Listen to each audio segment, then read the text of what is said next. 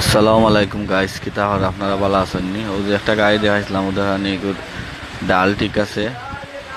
ওই যে একটা সেদা দেখানি ওকে সবসময় খেয়াল করবা, মোবিল মারার সেদা এগো 2 লাইট গাড়ির দেখানি ওইল আপনার পিস্টন ও হেডের অবস্থা দেখানি। এর সময় আছে আপনার সিলিন্ডার খুললে আপনারা লাগাই দিন, হেড চেক করেন না। ও বেলফর অয়েল ছিল দেখানি কিভাবে জ্বলছে। গাড়িটা দুমাইব, ঠান্ডা হইলেও দুমাইব, রানিং হইলেও দুমাইব, সকালবেলাও দুমাইব। ওইল আপনার পিস্টন ও সিলিন্ডারটা আপনার রিং দিমু, ওদের রিং কিলা খাইয়া গেছে।